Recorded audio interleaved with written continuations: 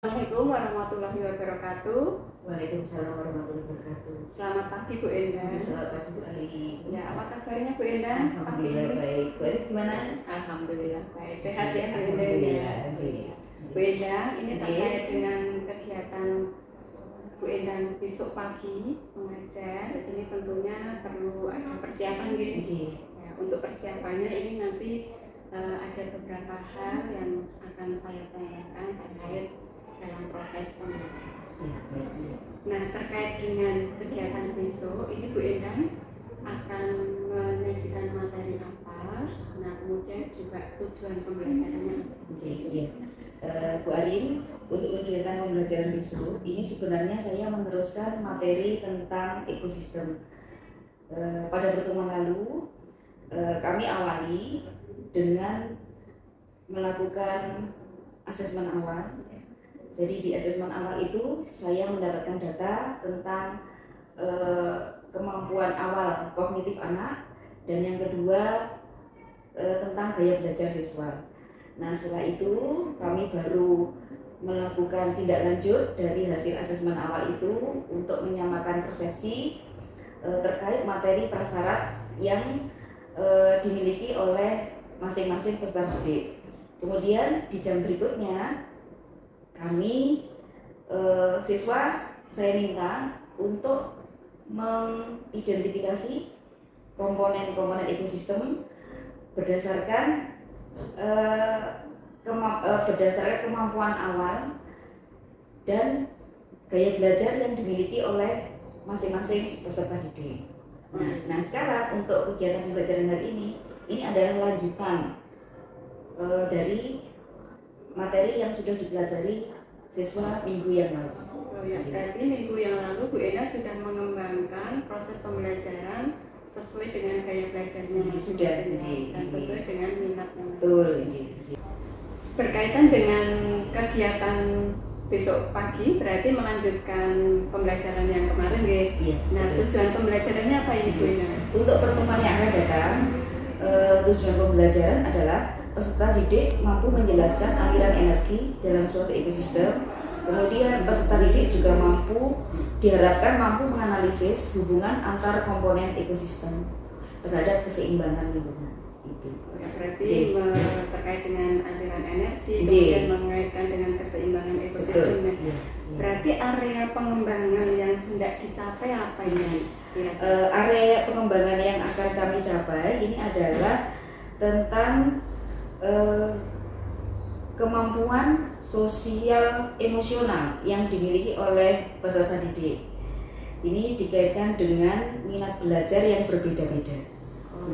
Ya. Bu Endang, berarti Bu Endang ingin mengembangkan kompetensi sosial dan emosionalnya murid. Nah, berarti di sini kira-kira indikator Ibu Endang bisa mengembangkan kompetensi sosial emosional dari murid-murid itu apa? Kegiatan pembelajaran nanti yang akan saya lakukan ini kami menggunakan metode diskusi. Melalui kegiatan diskusi itu nanti kita dapat mengetahui bagaimana kompetensi sosial dan emosional berkembang itu apabila yang pertama peserta didik mampu menerima tantangan dari guru dalam menyelesaikan tugas-tugas guru. Kemudian yang kedua, peserta didik mampu memberikan ide-ide atau memberikan kontribusi positif selama kegiatan diskusi. Kemudian peserta didik juga mampu menghargai perbedaan termasuk perbedaan pendapat dari teman. Itu. Kemudian peserta didik mampu merefleksikan apa yang telah disampaikan selama berkolaborasi dalam mencapai tujuan pembelajaran tersebut. Jadi apa yang sudah disampaikan Bu Endang diantaranya anak mampu berkolaborasi, bisa menerima tantangan dalam menyelesaikan materi di situ melalui proses diskusi. Nah, kira-kira Bu Endang itu kalau saya tanyakan terkait dengan mencapai tujuan tersebut, skala 1 sampai 10, posisi Bu Endang itu di posisi yang mana ya dalam proses mengembangkan kompetensi itu? Mungkin 7. Oh ya, 7 ya. berarti di angka 7 nih. Bisa Iya. dijelaskan kenapa Bu Endang posisinya di angka 7? Iya. Karena ini merupakan hal yang pertama kali kami lakukan dalam mencoba menerapkan kurikulum Merdeka untuk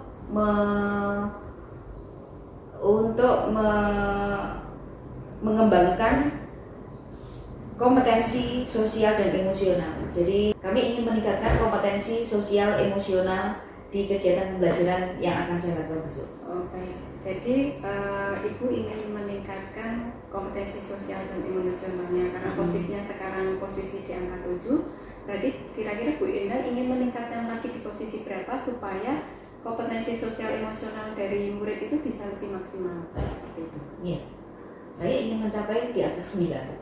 Oke, baik. Jadi angka 9 nggih. Nah, kira-kira strategi yang akan disiapkan dalam mencapai angka 9 itu apa, Bu? Iya. Yang pertama, selama kegiatan pembelajaran kami memberikan kesempatan pada siswa untuk bekerja dengan pembagian tugas. Ya, jadi supaya di sini ada pemerataan dalam memberikan kesempatan kepada siswa untuk berkontribusi aktif di dalam kegiatan diskusi. Yang kedua, kami tetap meminta peserta didik agar semacam memberikan advice, memberikan saran atau masukan kepada peserta didik bahwa yang namanya perbedaan dalam diskusi kelompok itu adalah hal yang wajar, ya, sehingga diharapkan siswa ini bisa menghargai apapun pendapat dari teman. Berarti satu poin yang akan dilakukan oleh Bu Endang itu adalah memberikan kesempatan kepada murid untuk melakukan pembagian tugas. Nah, sementara ini yang pernah atau sudah Ibu Endang lakukan itu apa? Waktu mencapai angka 7. Kan dalam rangka mencapai 9 itu kan memberikan kesempatan mereka untuk pembagian tugas. Nah, selama ini yang sudah Ibu lakukan apa dalam mengembangkan itu? Iya. Sebenarnya pembagian tugas selama kegiatan diskusi terutama itu sudah kami lakukan. Jadi siswa kami anjurkan atau kami beri kesempatan untuk membagi tugas, tetapi mungkin belum maksimal, ya. Tapi mungkin belum maksimal itu saja. Belum maksimal sehingga Bu Endang akan mencoba lagi untuk kegiatan pembelajaran berikutnya. Mungkin ada lagi Bu Endang selain strategi dalam pembagian peran ya antara anggota kelompoknya, lebih ditekankan lagi mereka supaya lebih jelas gitu ya. Selain itu apa lagi kira-kira ya? Kalau cuma itu aja? Iya, hanya itu aja. Sepertinya itu saja, Mbak. Oh ya, sepertinya itu aja karena mungkin biar step by step. Iya, step by step untuk pengembangan itu. Dan ini adalah awal kita melakukan. Jadi apa yang kekurangan dari yang sudah kami lakukan akan kami perbaiki di pertemuan berikutnya. Jadi ini nanti masuk dalam lembar catatan observasi di mana anak-anak tertentu ini yang kemungkinan kok belum berkembang kompetensi sosial emosionalnya ini menjadi perhatian khusus. Iya.